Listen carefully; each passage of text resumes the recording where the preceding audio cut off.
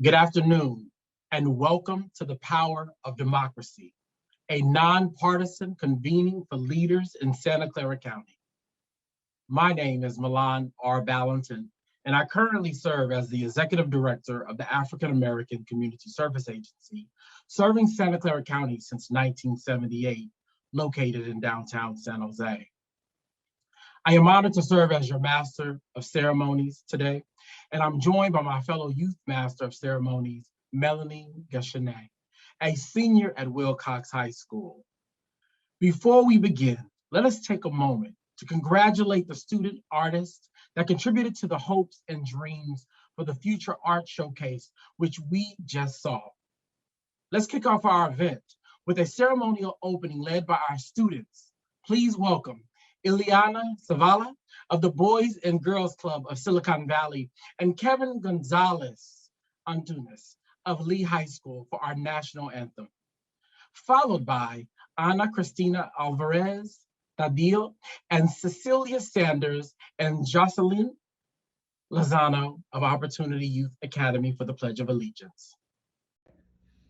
Oh, say, can you see by the dawn's early light what so proudly we hail at the twilight's last gleaming, whose broad stripes and bright stars through the perilous fight o'er the rampart we've watched were so gallantly streaming, and the rocket's red glare, the bombs bursting in air, gave proof through the night that our flag was still there. Oh, say does that star-spangled banner yet wave o'er the land of the free, o'er the home of the brave. I pledge allegiance to the flag of the United States of America and to the republic for which it stands, one nation, under God, indivisible, with liberty and justice for all. I read through some fantastic information on the Power of Democracy microsite this afternoon. I am particularly intrigued by the State Seal of Civic Engagement Toolkit and urge you to view these resources by going to the link displayed on your screen. When I think of successful civic engagement, I imagine our youngest students sending thank you notes to our frontline and essential workers. I also see it reflected in our youth as they raise their voices through voting, denouncing racial discrimination, and engaging with each other to make the community more understandable and accepting. It shows us that through unity and collaboration, we are stronger. Civic engagement facilitates the promotion of equity, diversity, inclusion, and partnership, increasing the quality of life in community for all residents. Whatever path you take it, we're all here today. As we have come to a similar conclusion, our county needs to continue building our current efforts, developing robust vision for civic engagement to meet the needs of our community. To meet this aim, strong civic education, active civic engagement, and vibrant local government are vital. Your presence is a testament to the importance of this work. Thank you for joining us. In addition, I want to recognize many of those that have played a role in spurring civic education and engagement in this county. School district staff and their board of trustees, federal, state, and local government officials and staff members, our own students present today, Dr. Marianne Dewan, County Superintendent of Schools and staff of Santa Clara County Office of Education, hosting this event today, and the Santa Clara County Board of Education. Thank you and welcome. Hi, my name is Melanie Kashane, and I am a senior at Adrian Wilcox High School here in Santa Clara, and I'll be serving as your Youth Master of Ceremonies today. Considering that I grew up in an immigrant household as a first-generation American, I've always heard that my parents came here to live a better life and provide a better one for their children. In order to make that wish a reality, my parents exposed me to civic education at a very young age. I grew up listening to my parents working at poll stations, hearing about what's happening in local politics, and now a Friday night usually consists of some form of an informed discussion about what's happening locally. Civic education and engagement is important to me because I've always learned that it's what makes a democracy a democracy. It wouldn't hurt to have your voice heard and advocate for those who don't. I am honored to introduce you to Claudia Rossi, President of the Santa Clara County Board of Education. Elected in 2014, Trustee Rossi is an advocate for students and for public education. She is a staunch supporter of civic education, encouraging youth to increase their involvement in the democratic process. President Rossi advocates on behalf of students and families with disabilities and those facing adversity. Please join me in welcoming President Rossi. Good afternoon and welcome. It is a privilege and honor to join you in this dialogue around civic education in Santa Clara County.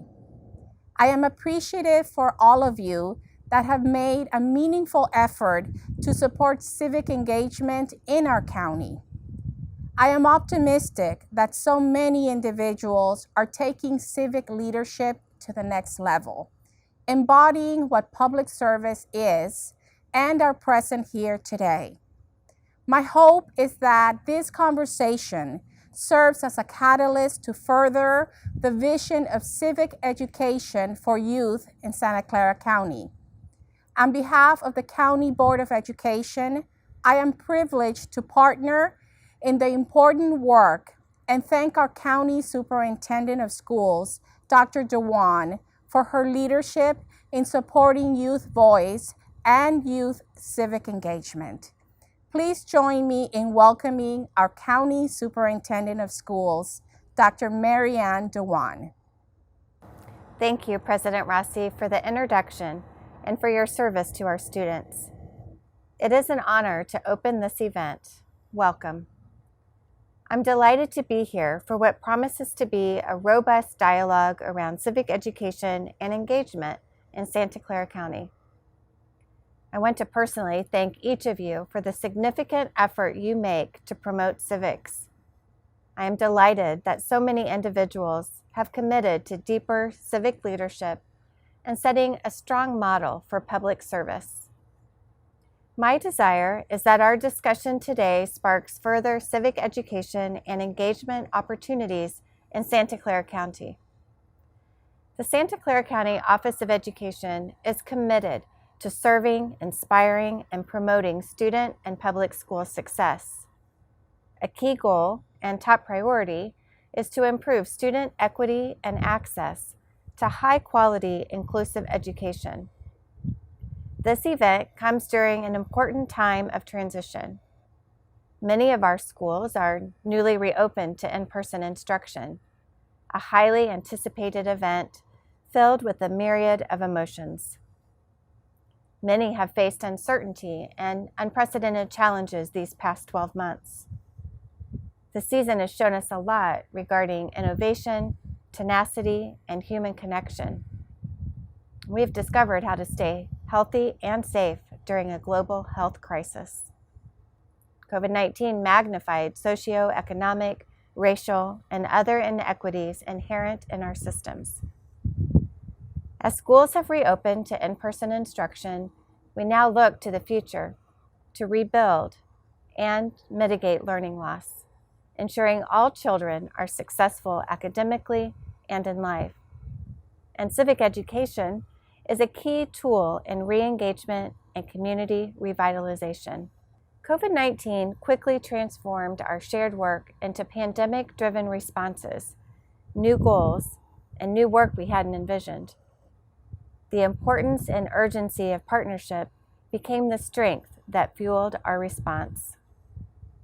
These collaborations and lessons learned can now be applied to ensuring equity in our schools and our communities as we overcome new obstacles impacting students' academic performance, their mental health and wellness, and ensuring that the services and supports are available for our county students families, and school staff.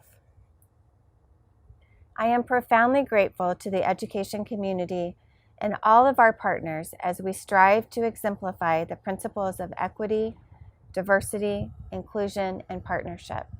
The power of democracy brings together a variety of stakeholders interested in promoting meaningful participation to guide sustainable community impact. We want our youth to have increased awareness of current events and issues that impact their world. Studies demonstrate that students who volunteer are more likely to feel connected to their community, they do better in school, and are less likely to engage in risky activities. In my role as County Superintendent of Schools, I believe that education can and will make a difference in the civic lives of our youth. It is vital that our students receive civic education in the classroom so they can grasp concepts around policymaking, critically evaluate their world, and recognize that their voice impacts decision-making. Providing opportunities for our youth to apply critical thinking skills, express divergent viewpoints, and stand up for their beliefs will promote inquisitiveness and build an informed citizenry. My thanks to the Santa Clara County Board of Education for their commitment to equity and civic engagement. President Claudia Rossi, Vice President Kathleen King, Trustee Victoria Chan, Trustee Joseph DeSalvo, Trustee Rosemary Kamei, Trustee Grace Ma, and Trustee Peter Ortiz. My special thanks to district superintendents, staff, and their boards of trustees, funders, university staff and faculty, nonprofit institutions, and local government for working on behalf of our youth. I look forward to continuing our collaborative efforts. As we have highlighted here today, partnerships are crucial to create and sustain momentum. With that, I am happy to introduce the internationally acclaimed speaker and activist, Jamira Burley. Her personal goal is to improve the lives of young people across the globe. Recognized by the Obama White House as a champion of change, a Forbes Under 30 honoree in law and policy, and a 2020 Oprah Magazine visionary, Jamira has made it her mission to employ her personal experiences as the driving force to improve the lives of others.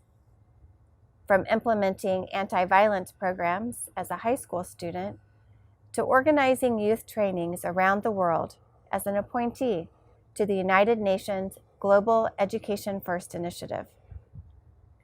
Jamira's ardor for personal and social advancement is undeniable. Jamira leads with expertise in social justice, youth engagement, and education reform to authentically reshape communities and disrupt the status quo.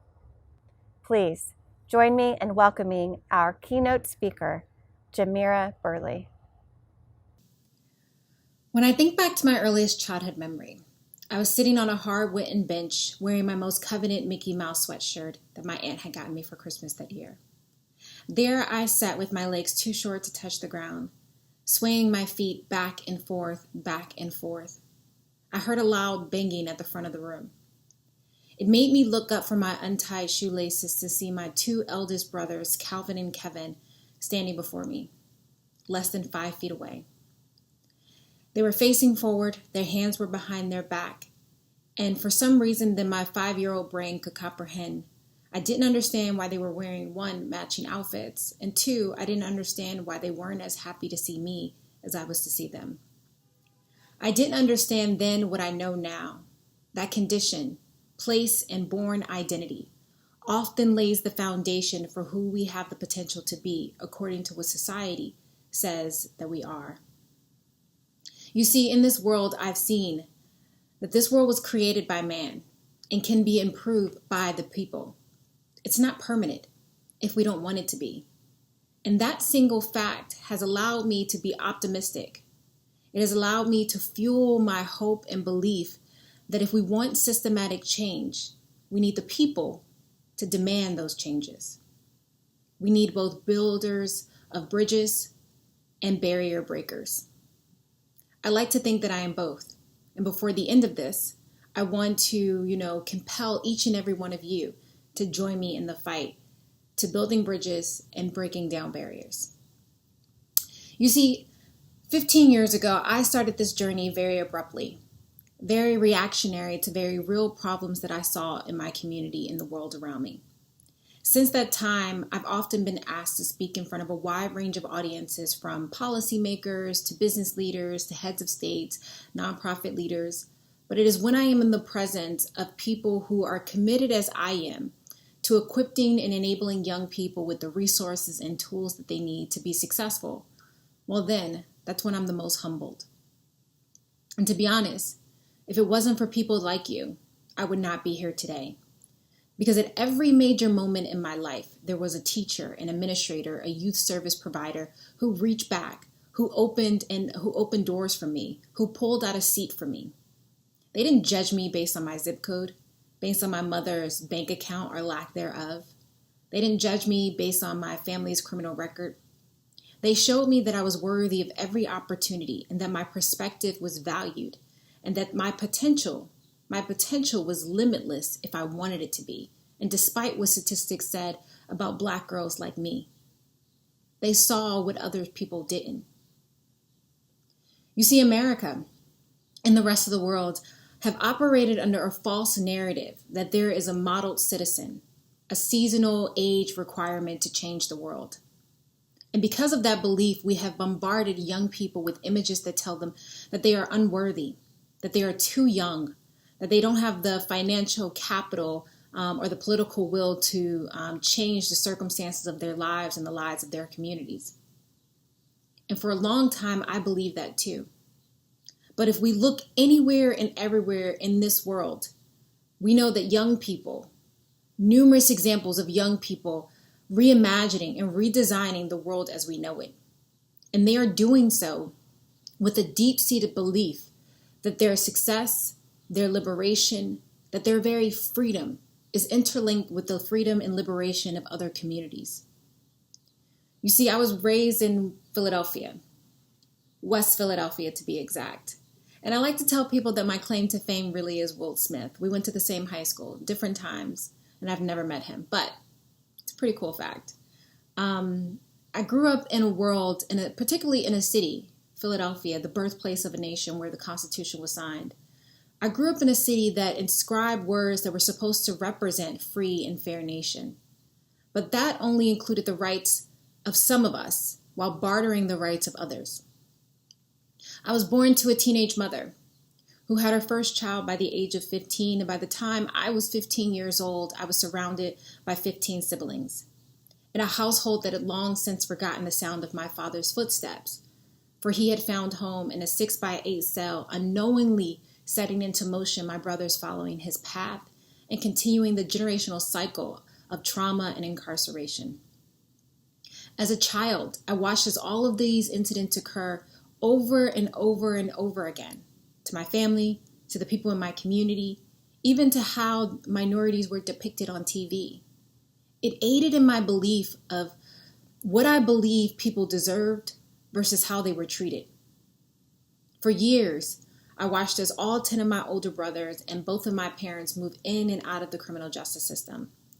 And if you grew up in communities like mine, you start to assume that the circumstances of your community is normal, right? It's normal to see loved ones get shot, normal to see loved ones get sent away to prison, normal to see people drop out of school or get pushed out of their educational institution, normal to see people not being able to feed their families and keep the lights on.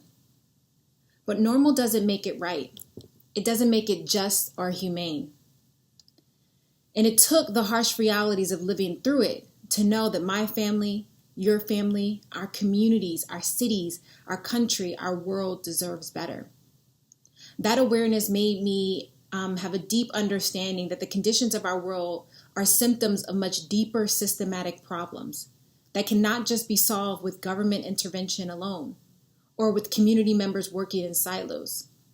This is going to require unlikely partnerships like we have never seen before, It is going to require collective impact with industry leaders, with government leaders, with young people, with service providers, all coming together to look through the issues through an intersectional lens like we have never done before. Because that's the only way we're going to ensure that everyone is well represented and that their issues are brought to the forefront. So, before I get started, I would like to first thank the organizers for inviting me to participate in today's event. And secondly, I would like to thank each and every one of you. You all have answered the call of leadership that didn't just magically appear in your current profession. And if it did, welcome. You've made the decision to work in a field that oftentimes does not receive the credit it deserves for helping to nurture and cultivate the world's most precious commodity, young people.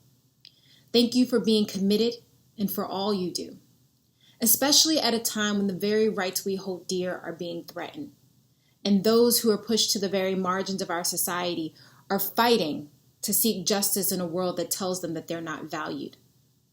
So what you do should never be minimized, because it's helping to usher in the next generation of leaders that will transform the world as we know it.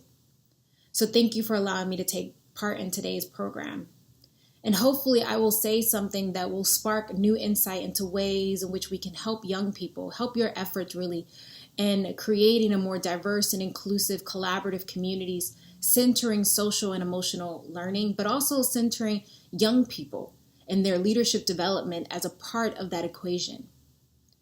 You know, so often it's said that it takes a village to raise a child, but I'm a firm believer it also just takes the willing to understand the importance and take the steps to actualize it, right? It takes the willing to see people for all of their complexities and their potential. It takes the willing to break down barriers and build authentic connections with people who don't look like you. And it takes the willing to do the right thing even when no one is watching. You see, my passion for social justice is coded within my DNA. I feel a deep responsibility to protect and fight for those who are the most marginalized, regardless of where they call home. A duty that I take very seriously, because I've seen firsthand how the world can crush those who lack agency, those who are the most oppressed because of the color of their skin, gender, sexual orientation, religion, or because they had the misfortune of being born into the wrong zip code. You see, our society has placed barrier after barrier to uphold a white supremacy agenda at the risk and safety of everyone, an agenda that is evident now more than ever, an agenda that will have you thinking Black Lives Matter is somehow anti-everyone else, an agenda that tells you to end gun violence we must arm more people with little to no restrictions or oversight. An agenda that will have you thinking arresting our way out of crime will stop crime, even though the data says otherwise. An agenda that tries to hijack the bodies of women for the egos of men.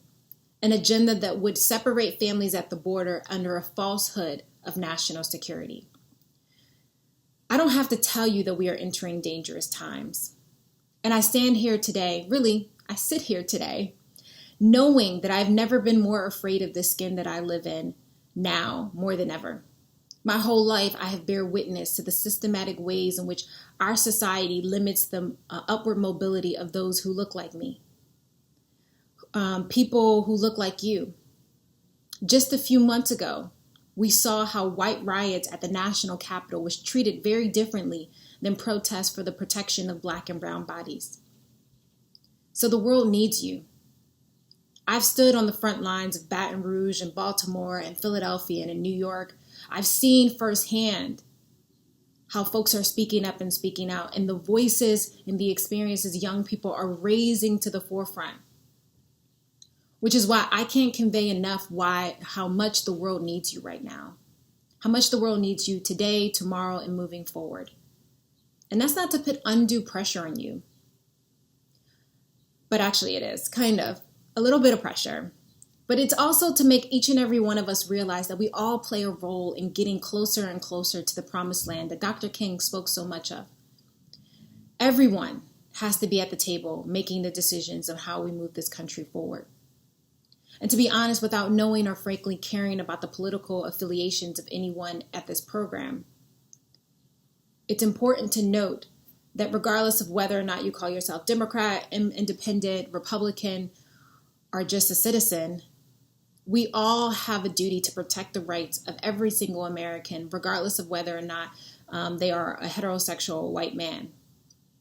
We all have a duty to do that. And by doing so, by doing the work that is required to educate, engage, and provide platforms for young people to be at the table when decisions about them are being made, then we can create pathways for them to really be a part of the solution building.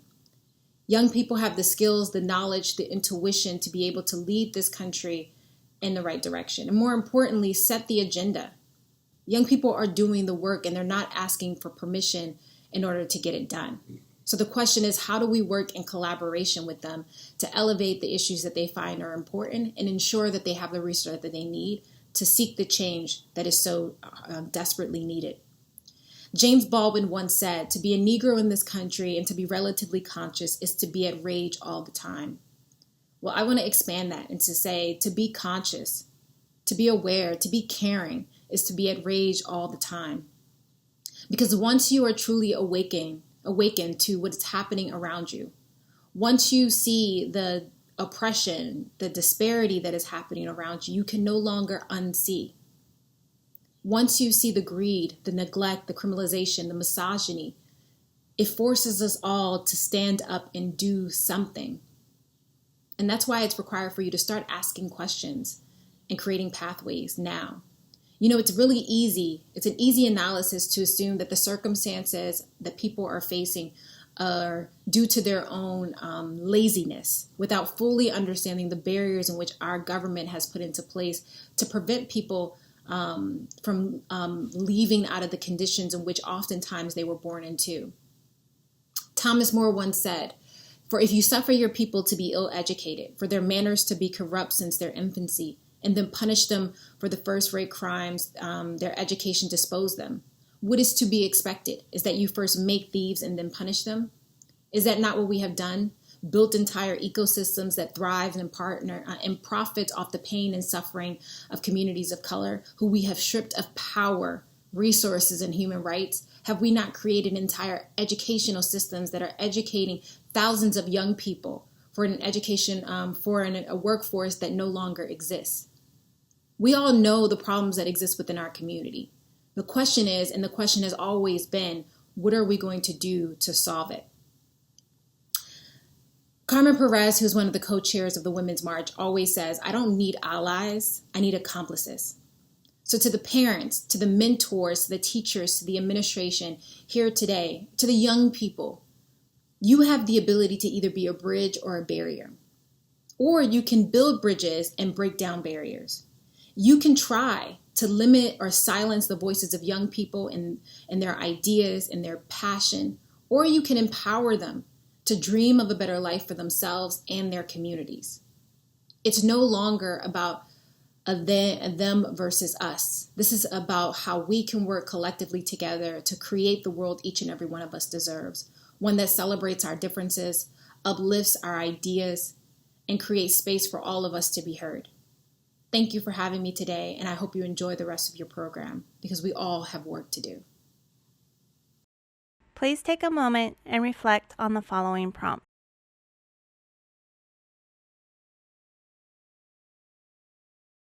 Thank you, Jamira. We are grateful to hear your powerful personal story of hope and resilience and appreciate your advocacy and civic engagement on behalf of all the youth around the globe. Locally, we are also joined by two of our own local experts, Olivia Santillan and Laura Guajardo of the Santa Clara County Office of Education that have been jointly coordinating important civic engagement and education work. Please welcome Olivia and Laura.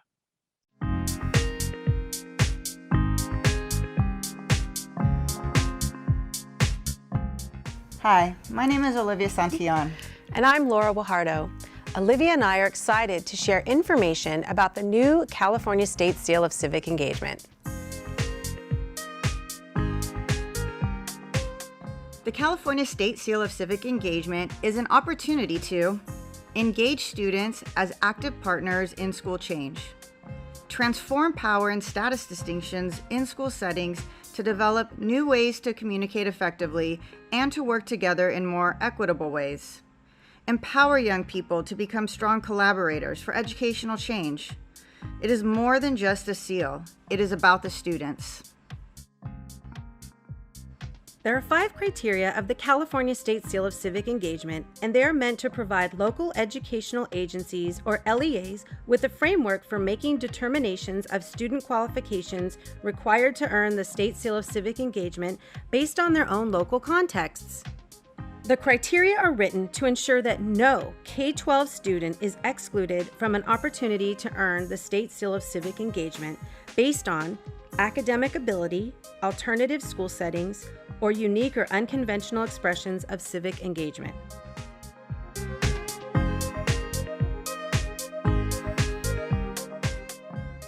Any student enrolled in California public schools, direct funded charter schools, the juvenile justice system, and/or in alternative school settings up through grade 12 are eligible to receive the state seal.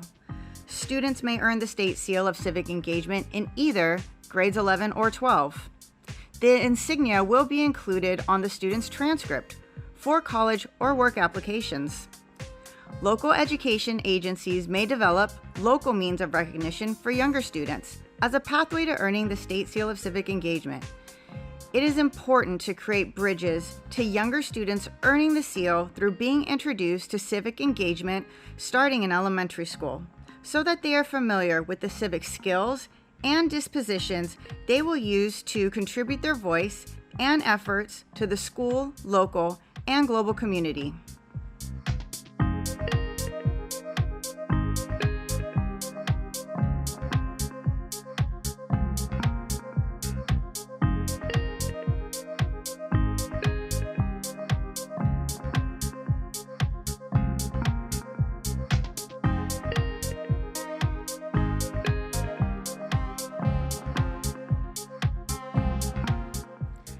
Districts and schools can get started on implementing the State Seal of Civic Engagement with just a few actions.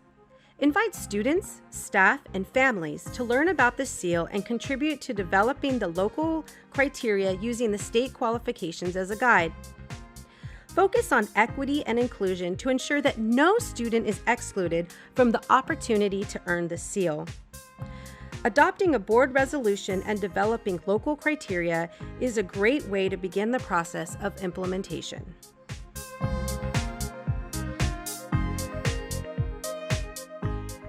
The California State Seal of Civic Engagement Implementation Toolkit can be accessed using the link on your screen. This toolkit includes the state criteria and resources, research-proven effective practices, and models of implementation for civic engagement in districts, schools, and the community. Please feel free to visit our website or contact us anytime here at the Santa Clara County Office of Education. We're here to support you to educate our students to become active citizens and earn the important California State Seal of Civic Engagement.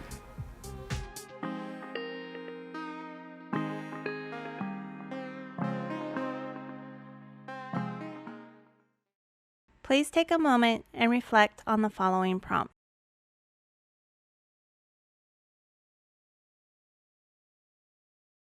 I learned a lot about the State Seal of Civic Engagement and can't wait to find ways to get involved. I, for one, have witnessed teachers encourage civic engagement in the classroom, specifically advocacy. This past week in my English class, we've been assigned to write and perform a drama regarding an issue which allows for students like myself to discuss the intricacies of the healthcare system, racial injustice, and voting. Today, we are so happy to honor the work teachers are doing to advance civic education in the classroom. I would like to ask Dr. Mary Ann Dewan and President Rossi to present the State Seal of Civic Engagement and Civics Education Awards. Thank you, Melanie. Civic education and engagement are a vital part of our community. Civic action supports our society, providing our youth opportunities for social mobility by preparing them for work and careers, boosting economic stability.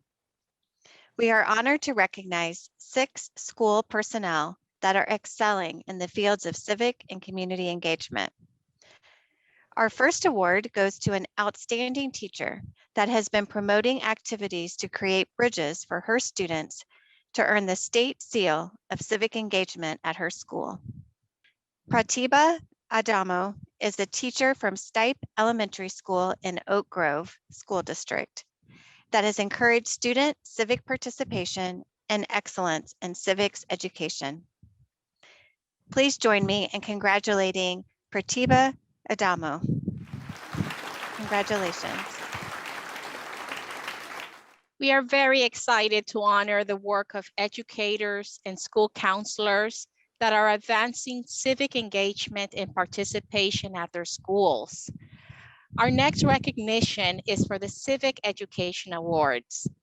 The following 3 personnel from Santa Clara County Office of Education, Sunol Community School, are being awarded the Civic Engagement Award due to their dedication in lifting up student voice through a civics-related community mural project.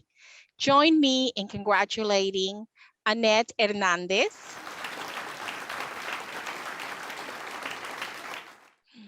Cindy Brown,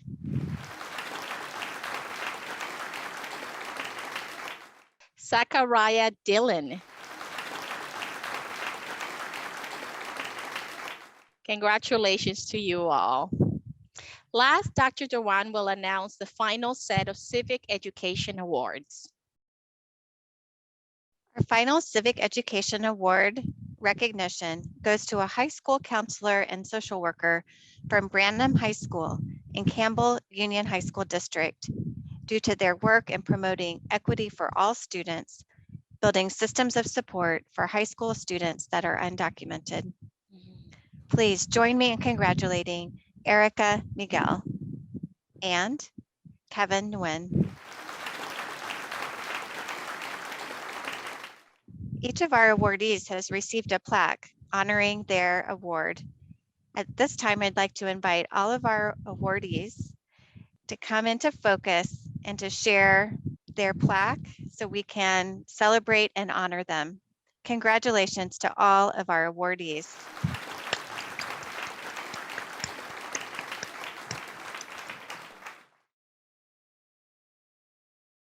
Wow. Let us take another moment to give a virtual round of applause for all the amazing teachers in our county. You can clap your hands, snap your fingers, even get a shout out or yell out because, you know, we're virtual, might as well. And we just want all that energy for our teachers because they deserve it. I am happy to announce an important partner in our work. Shannon Boucher is the Register of Voters at County of Santa Clara.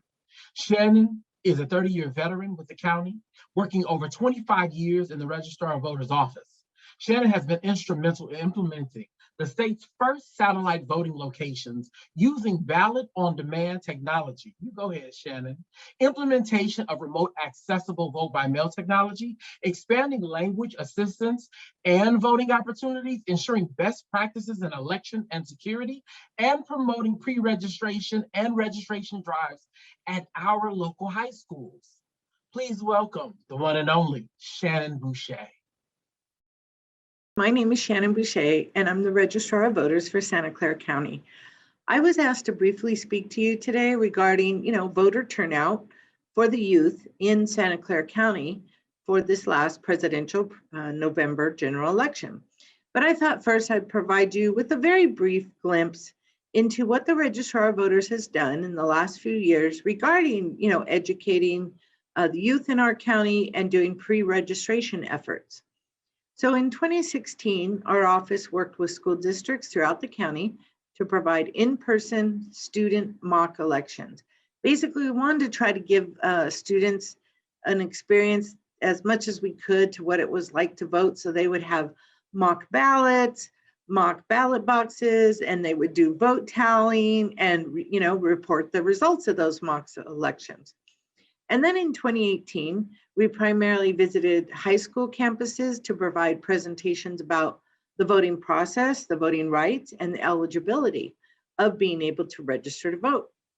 And additionally, we provided pre-registrations to 16 and 17-year-old students, provided them the opportunity to sign up as student election officers and work at the polls, which was also a great experience for them.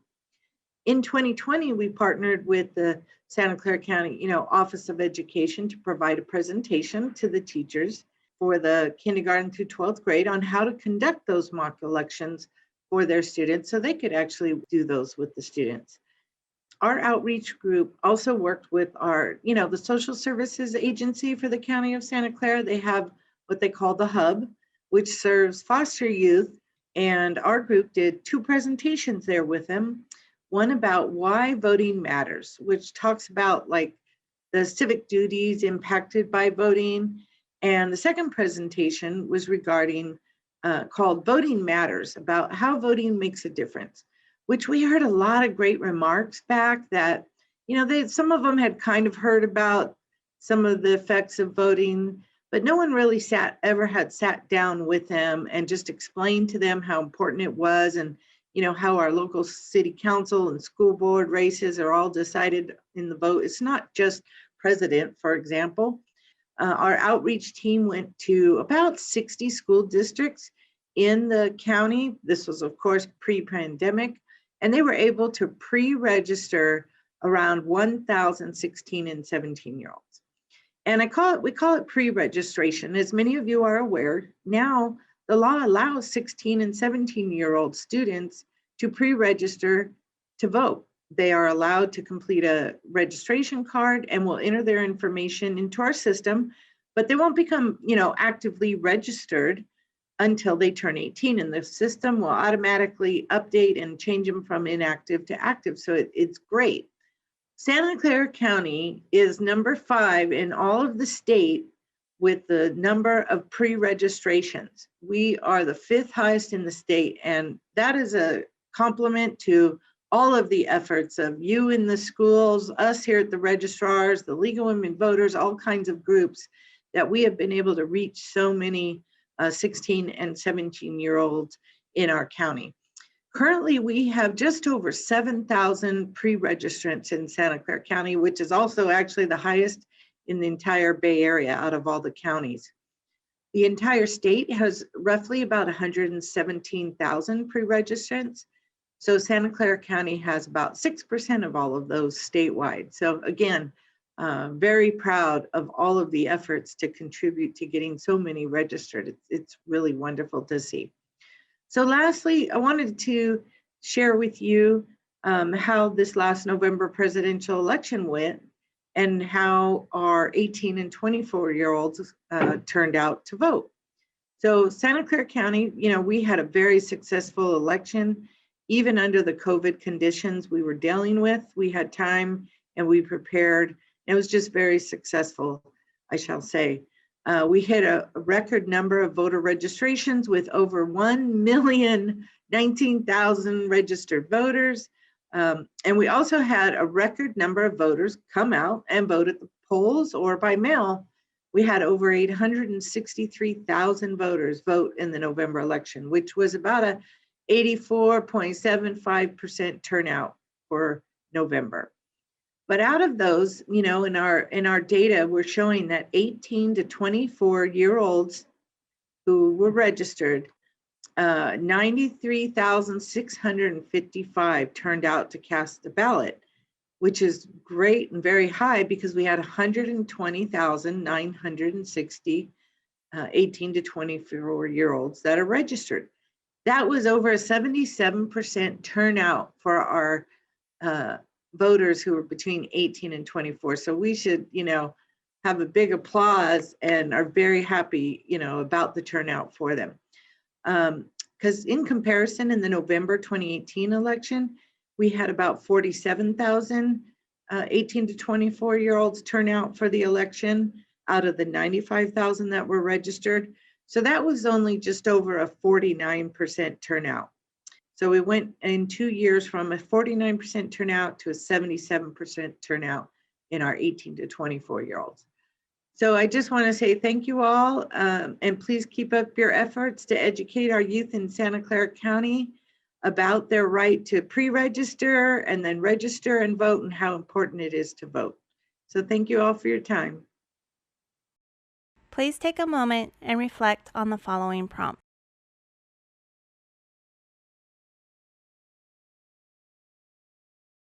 It is now my pleasure to introduce Pratima Pandey, Director of Office of Women's Policy in Santa Clara County. Pratima has served as a public, private, and nonprofit law attorney for 20 years. She brings gender equity lens to policy decision-making, building a pipeline to leadership, and demanding equity in governance. Please welcome Pratima Pandey. It's a pleasure to be with all of you today. My name is Pratima Pandey. I'm the Director for the Office of Women's Policy, County of Santa Clara, Division of Equity and Social Justice. A lawyer by profession, my career has been rooted in advocating for inclusion, access, and belonging for everybody. And I'm lucky to have been able to have opportunities to work alongside the keepers of our democratic future, our youth. So I'm honored to be moderating this panel today. If we want to make positive change in our community, engaging with youth is vital, and we must hear from them. As well, we must work to intentionally include them in implementing changes once we work with them. So this afternoon, they will share with us what works, what engages them in the process of protecting our democratic system, and what we must all do together as a society to keep our young people engaged in this democratic process so that we can together protect, promote, and preserve our systems. I now have the distinct honor of introducing each of our panelists. The first person I'd like to introduce is Noor Amwa. He's a senior at University Prep Academy Charter in San Jose. He serves on the African American Community Services Agency's leadership program. And in addition, he served as a SMASH ambassador, which empowers students of color via intensive science, technology, engineering, and math coursework to prepare them for college and future careers. Brittany Alvarado of the Sunol Community School is our second panelist. She's the 2021 Student of the Year nominee at the Santa Clara County Office of Education. She was an active participant in a youth community arts mural in collaboration with Silicon Valley Creates. In addition to school, she recently completed an internship at the Young Women's Freedom Center in San Jose, an award-winning organization focused on supporting young women who are justice impacted. Mehak Mehta is a senior at Homestead High. She serves as the California State Director of Coalition Z, a national youth-led coalition which brings Generation Z voices into the political sphere, connecting youth with their elected officials.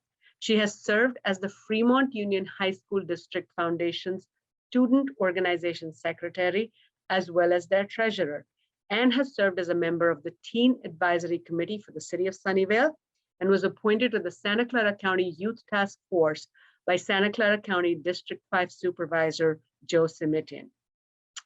The panel today will follow the format of a series of questions that the youth have presented, and I'm going to ask them some of these questions, and then once we get their answers, I'm also going to try to squeeze in some of your questions that you submitted when you registered. What I want to say is that today we're going to do a lot of learning. So with that, I'd like to give a warm welcome to our civic leaders. As we are turning the corner from an election year, in the 100th anniversary that won the women right to vote, we finally have a woman answering to the title Vice President. It took 100 years, but one thing that was incredibly remarkable in 2020 was research and statistics and data that demonstrated the participation of young people in our presidential elections. The Center for Information and Research on Civic Learning and Engagement at Tufts University estimated that up to 50 to 55% of youth voted in 2020. And that leads me to our first question to Mehek. Having just turned the corner from an election, Mehek, how can we maintain the momentum of civic participation? So in 2020, more than 25 million votes were cast by Gen Z and millennials. And I think that this youth vote surge can mainly be attributed to a couple of key causes, which are climate change, economic inequality, gun control, and racial discrimination. I think oftentimes this generation is labeled as easily distractible or unfocused, and this 8% increase in youth voter turnout is really a testament to how we can harness our energy to really make concrete change. But to really answer the question of how civic engagement can be maintained, I think we need to trace the roots of this increased voter youth turnout and how it first started. And for that, I'd like to point out a first movement in 2018, which was the gun control prevention movement. And that was a movement that specifically resonated with me and led me to be more civically engaged, which is why I'd like to talk about that, even though it's a small part of a bigger picture. So in 2018, when a group of high schoolers at Stoneman Douglas High in Parkland decided that the state of chaos that their local community was in was not acceptable, they decided to rise to the occasion and form the Political Action Committee, the Never Again Political Action MST Committee, and use their voices to actually turn votes in the House and promote for gun control policy measures. And at the time, this energy not only resonated in that local community, but throughout the nation. I remember specifically at Homestead High School when I was walking down the quad and seeing cardboard cutouts of the 17 students that did lose their lives during that shootout. And that specific event had a really big impact on me. And the fact that my school took the time to commemorate their experiences led me to realize that I have a sense of responsibility when it comes to ensuring that never again would lives be taken away in such a violent way.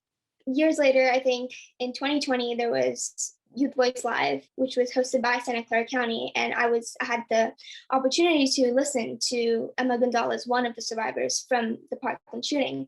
And hearing her speak once again only reinforced the idea that I do have the platform and the ability to create concrete change, and it was my time to step up.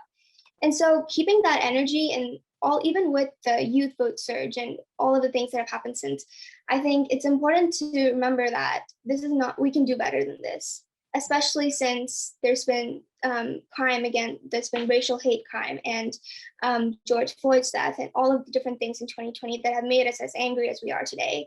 It's important to harness that energy and to do better with it. And I think digital democracy with the social media platform that we have today and so many resources to communicate, to speak up, it's important that we use those resources wisely and harness the energy that we have today to further that message of never again, to really never again see that kind of violence happening. Thank you. Thank you, Mehek. I am reminded, and I think I'm paraphrasing, Maya Angelou said, do your best, and when you know better, do better. And so that leads me to my next question to Brittany, because right now we're at this moment where we heard from Mehek what it is that we need to do to maintain the momentum. So Brittany, in what ways can your school provide additional opportunities or topics for learning about and participating in civics? To answer that question, I feel like there should be a mandatory class where students can credit and learn about different civic engagement topics. There should be topics that call the students' attention and teaches them about resources and how to create change. Lastly, there should be field trips where students can learn in person so that they can be more engaged and see what type of things other people go through. And the reason why I feel like that should be it is because if I didn't work as a community organizer intern, I wouldn't have known about how serious our community issues really are, like homelessness and poverty and etc. So thank you for that. You're saying that you were able to be in the community, observe and learn firsthand. and that is an opportunity. So for those of you who are listening to us today, please pay attention to what we just heard from Brittany. Providing us opportunities to be out in our community is incredibly important for us to be able to have long-term learning. So with that, I want to turn to Noor.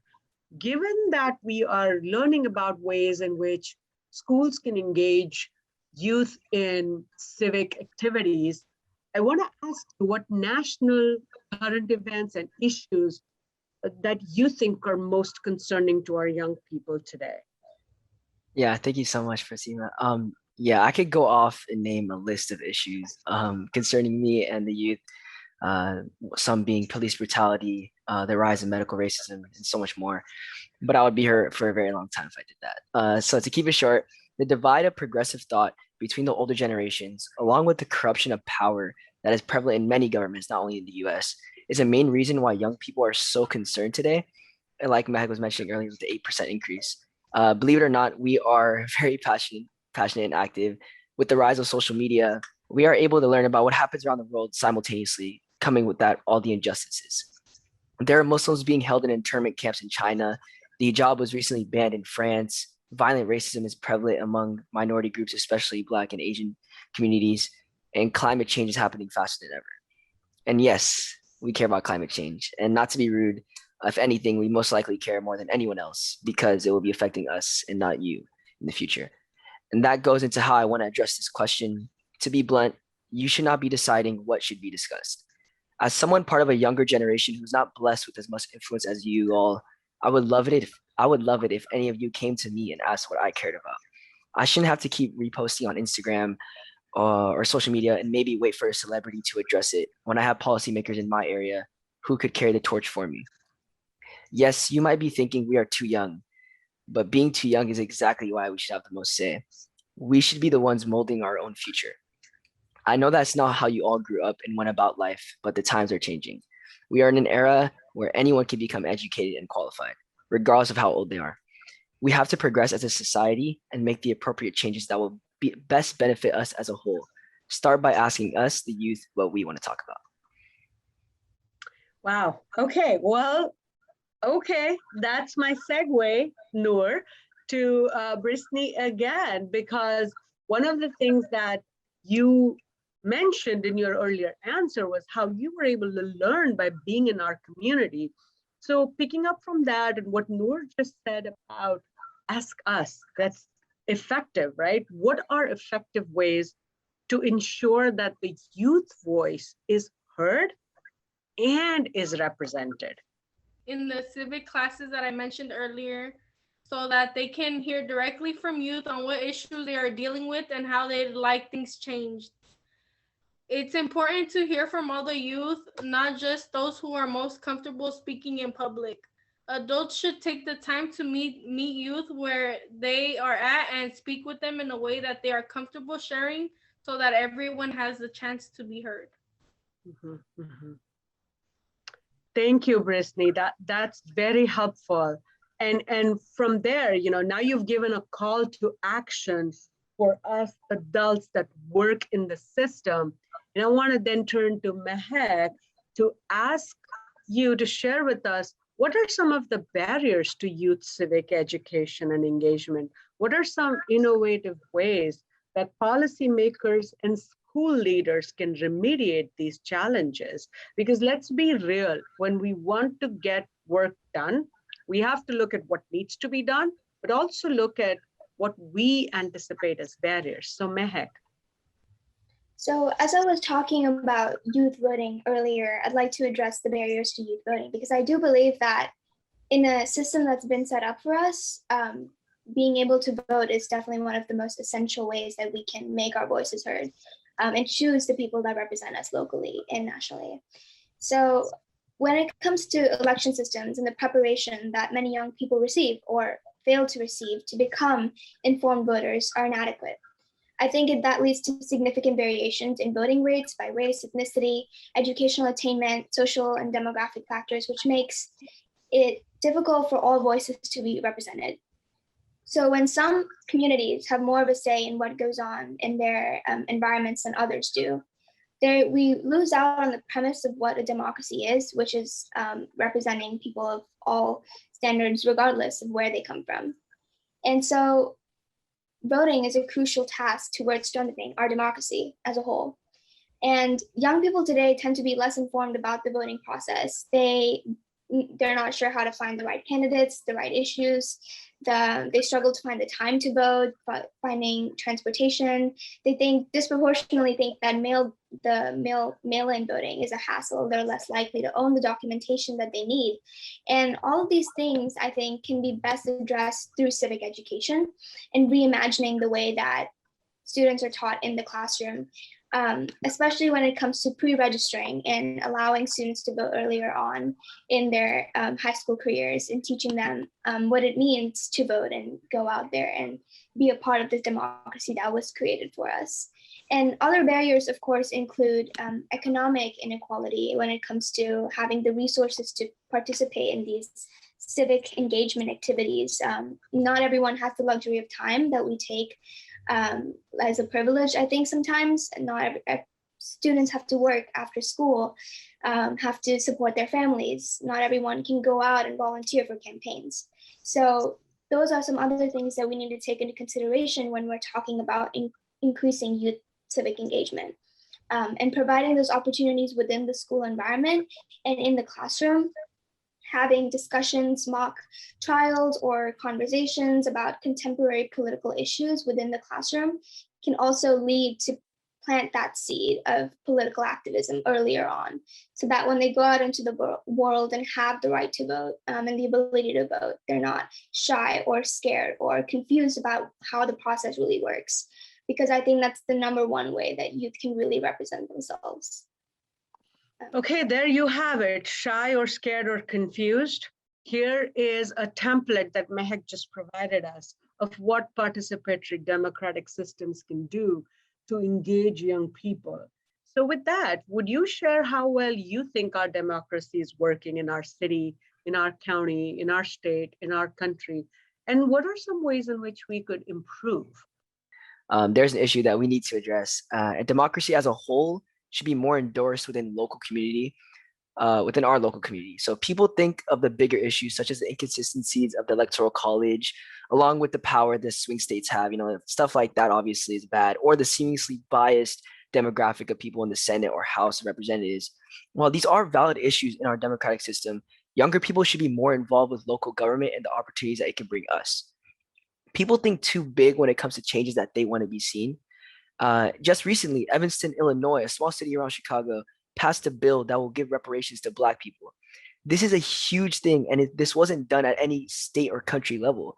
It was passed in the local town hall. We have to emphasize the importance of local government and the effect it could have nationwide. Evanston, Illinois is just the catalyst to the change that we're about to see very soon. We don't have to attack a president we don't agree with and see the changes that we want to be made from them. It's kind of the beauty of having a democratic government that's not so centralized. We have to capitalize off the opportunity we have as citizens of the city and state, not only our country. Things are not working as well as they should. I picked up on that. And Mehak, does our local community do enough to engage youth in civic activities and communities? And when you're answering that, I'd like you to explain what we can do that will allow for more engaged youth in our community. So there's definitely a two-pronged answer to that. There's things that we're doing and there's things that we're not doing. So to start off, I think I'd just like to explain that civic activity is actually a very large set of activities. It could be political, non-political, simply going out and volunteering is also a civic activity. Anything that someone can do to contribute to the betterment of the quality of life in a community is civic activity. So I'd like to draw a bit of personal experience in this because I know I'm here talking with this opportunity that was given to me by my local community to speak and be here. And there was a time when I wasn't exactly civically engaged. When I first came here in 8th grade as an immigrant, I felt like I didn't belong. I felt as if this community is foreign to me. And so what can I give to a community that I know nothing about? Or I didn't feel as accepted in when I first arrived. So especially now, I think that this is relevant because certain groups are being more targeted than others. And when they're being targeted and feeling alienated, I don't think that's exactly the right environment to encourage civic engagement, because why would you give back to a community that you feel isn't doing the best that it could be doing for you? So when it comes to that, I think there's a specific issue right now that I'd like to talk about, which is the rampant increase in Asian American violence, for example. And I can't imagine what it must be like to walk outside your house and fear going to a grocery store on all of the different horrific incidents that we've heard about so far. And things that the Office of Education or just Santa Clara County as a whole can do to support these communities can be adapted from things that are already being done. For example, the Asian American Advocating for Justice organization in Atlanta is currently asking local and state governments to provide these crisis intervention resources, having in-language support for mental health, legal, employment, immigration services. And when these groups feel like they're being provided for and taken care of, they would feel that innate desire to give back to the same community that has done so much for them. And having this environment of inclusivity and making sure that all groups are feel welcome and represented is the first step, especially for youth. Preventing hate crimes in your own community, when you see something that's going on, speaking up for them, and just trying to make everyone feel as if they really do belong is, I think, is the most, increasing this level of empathy is the most important thing that we can do. Thank you. Thank you very much, Mehak. And one of the things that we do at the Office of Women's Policy as one of our programming is leadership development for youth. And that got me thinking about the next question for Noor. What might be needed to empower youth to consider a career in civic government or even elected office? Any thoughts? As a youth, I know I would definitely feel more empowered if I saw more people who look like me. Not only do we need more minority involvement, but more people of younger ages who have opinions just as valid. The average age of a senator in the US Congress is 63 years old, not too far off of the average age of a House representative, which is about 58 years old. Many young people don't have a dream of being elected into Congress since it seems so far away. We need role models, young people who are passionate about making the changes that they want seen. I know how I emphasize the local government more, but even then, there are not many mayors or policymakers who are young, quote unquote. And to go into what's changing, as Mehak mentioned earlier, we saw a nationwide walkout led by high school students due to gun violence. Kids are starting to take their future into their own hands, and we have to break that barrier between adults who grew up in a different generation than us and allow for the empathy to enter from both sides. Only then will we see more youth feeling motivated to head towards civic government as a possible career choice. Given that we heard from Noor on what it is that we might need to do to empower youth, what are some recommendations that you may have for local governments that could positively impact youth? I feel like it would be helpful to have our elected representative come to the schools so that they can see what types of issues youth are dealing with through their own point of view, even if it's once every couple of months. This would allow them to see issues before they turn into larger problems and help early on. Also, engaging youth in learning about petitions and voting and how to change things that way would also be a big help.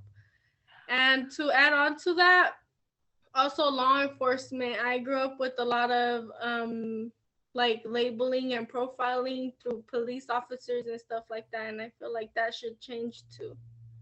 Very important, especially what you mentioned about labeling and profiling. When we create systems that are meant to protect us, the systems should encourage us to feel safe, not worry about labeling. So thank you for pointing that out. So the panel questions are done, but there are questions that have been submitted by the audience. And I'm going to just address it to one of you, given what I know of your interests and backgrounds. But if anyone else wants to also chime into the answer, feel free to. With the current increase in hate crimes against Asian Americans, we've heard a lot of discussion about civic engagement to include and encourage bystander intervention. And I wonder if you have any thoughts about whether you think that schools should encourage civic engagement around bystander intervention when they witness hate or other attacks. Do you have any thoughts? Yeah, so this past year, if you watch the news, we have seen a lot of hate crimes on Asian population. There are countless videos of innocent people, including senior citizens, who have been beat up because of people being racist and hateful. I think topics like these are really important to talk about in civic engagement classes. If you learn about it, they'll see how wrong it is. No one wants their grandparents being hurt because of others spreading hateful messages about them. So part of the civic engagement would be to speak up when you see something is wrong. Don't just be a bystander and not say anything. Empower youth and let them know that they can help a stranger who is being targeted by racism. But anyone else? So personally, I think that it's a really broad question when it comes to all ages intervening when they witness hate and attacks, because I think it differs from age group to age group, especially when it comes to a school environment versus outside on the streets. Because we have seen cases where violence increases to the point where it just becomes too unsafe to intervene and just increases the amount of violence that's already present. But at the same time, we want to make sure that we support each other in case there is a situation. So I would say that there is a certain amount of level of judgment that comes into play when you're taking that call. But as a whole, teaching students to be more empathetic towards the struggles of others would lead them in the future to make the right judgment call when it comes in that situation. So it definitely should be something that's taught earlier from a younger age, where they're encouraged to support their peers and having a no tolerance policy on school campus, for example, towards racial discrimination or any kind of hate would also be a good a factor in determining whether they would make that right call or not in the future. Thank you. I also want to ask a question. Noor, I want to ask you, are there any effective ways that you know of where adults can support you in engaging youth and sharing your voice and creating change? Specifically, a call to action for us as adults to stand by you. This is definitely one of those ways. So like, if you are here listening to this is definitely a great start to wanting to engage in youth and sharing our voice. As a high schooler, I was ecstatic to hear that the Santa Clara Board of Education wanted my input on questions I've always been ready to answer. Making the youth feel like their voice is genuinely being heard and processed is the best way, I feel like, or one of the most effective ways to engage youth in sharing their voice. Thoughtful discussions with kids in the hallway or Socratic seminars on a topic that students choose are just some of the many ways that kids can be encouraged to speak up. Adults can support us by acting as, I guess you could say, the hero who can solve all the issues. Until society progresses, adults are the ones who make the decisions. And so I guess the way for us is to carry our words into the conversations we are not a part of. To tell the people who will listen to you and establish and educating adults, and not some high schooler who seem to whine about everything nowadays. We must do what we need to ensure that our systems are responsive, are inclusive, and are welcoming. And if young people are feeling restless, then it is on us to stand by them and find out. But I have another audience question that's interesting, and I think Mehek, perhaps you might want to try to answer. What would motivate youth to be lifelong informed voters, not just during the election cycle?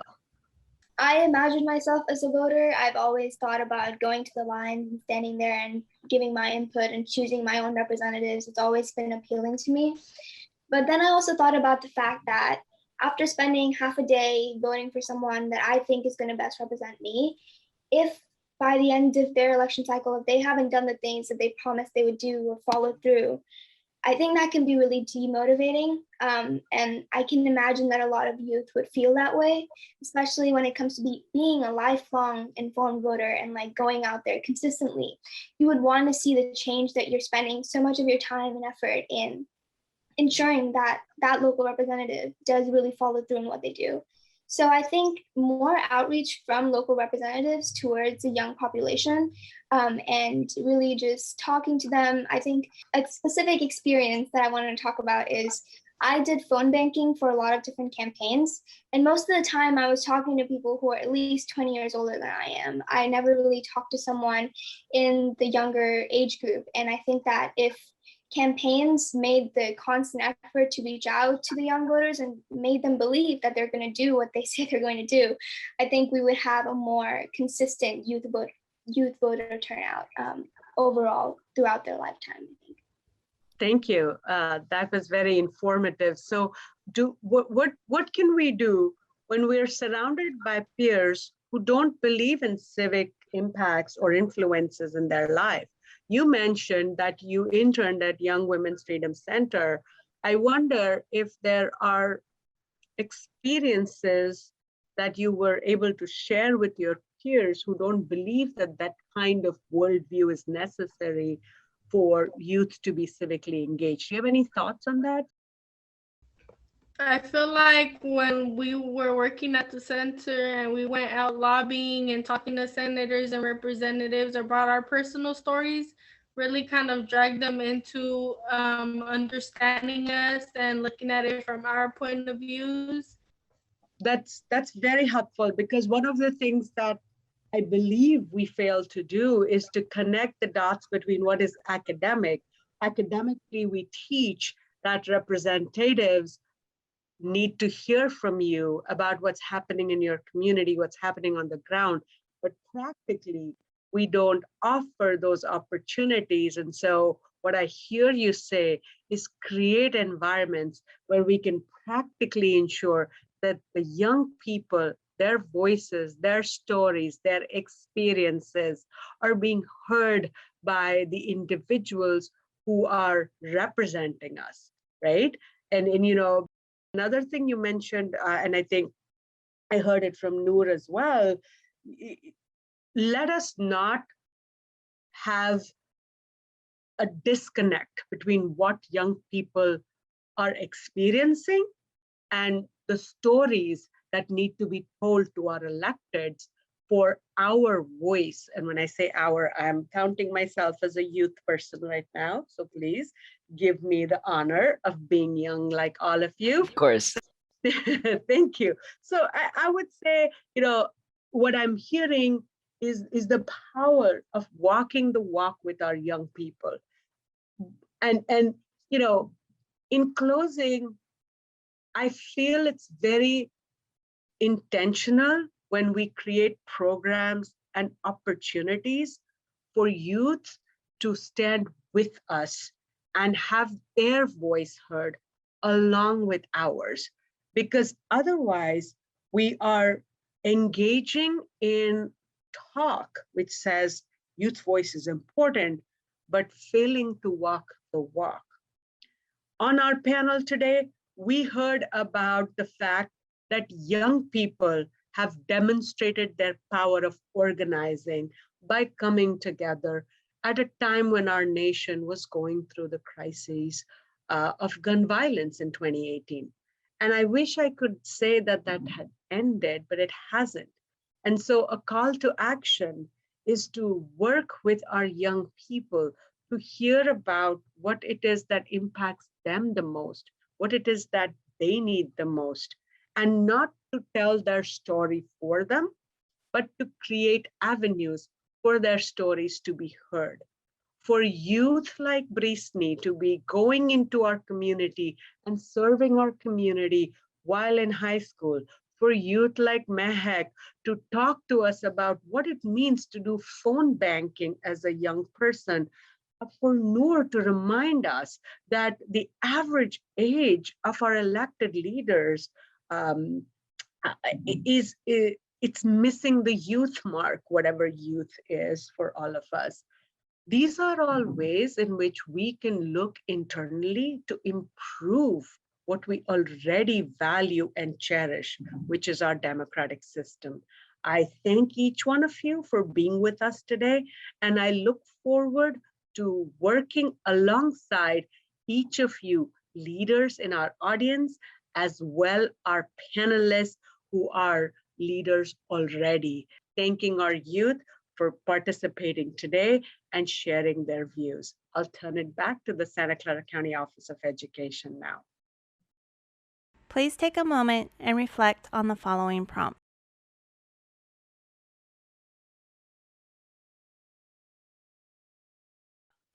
A big thank you to our moderator and distinguished panelists for their insights. I want to reflect on the key takeaways from our discussion. The panel today showcased how civic action and involvement are key to our society. A prominent theme that emerged from our conversation today is that civic education and continued engagement is vital to achieving long-term transformation in Santa Clara County. That when we work together, we are stronger and can accomplish so much more than we ever imagined.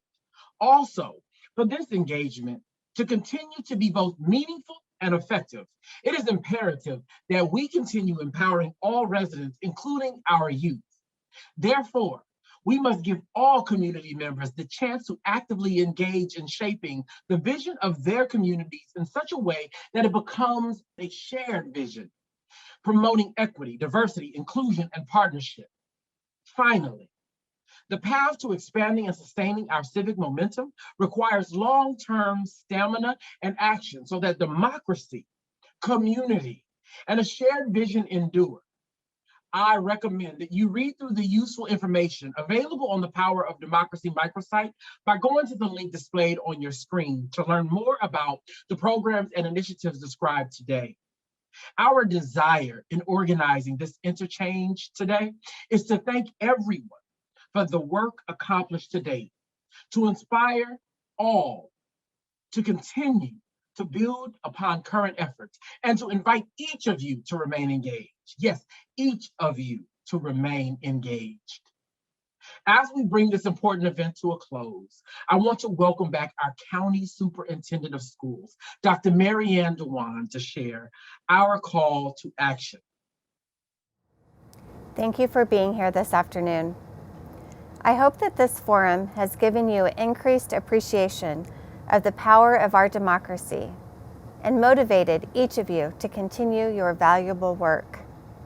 We aim to continue this dialogue as well as solidify and expand partnerships to further propel the citizenry of our youth. The Power of Democracy microsite will be updated with new resources and key learnings. Details are available at the web link provided on your screen. In addition, we invite you to join us in this work. The Power of Democracy pledge demonstrates a commitment to working together. That is why this dialogue of Santa Clara County stakeholders is so important. Please take a moment to complete the Power of Democracy pledge card by following the web link and visiting the address on your screen.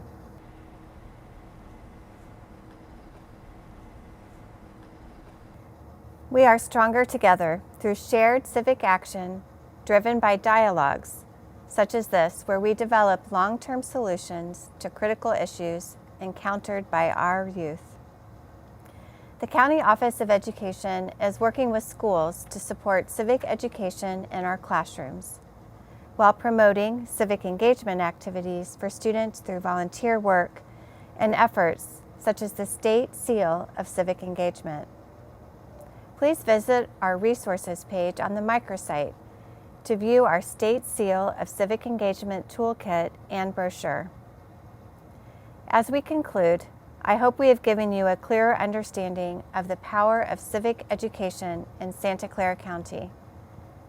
While our education landscape has continually shifted in the last 12 months, we remain committed to serving and supporting students and ensuring that they can experience all the wonder, knowledge, and activism that civic education and engagement can offer them. Thank you for all you do on behalf of the students and families of Santa Clara County. We are stronger together.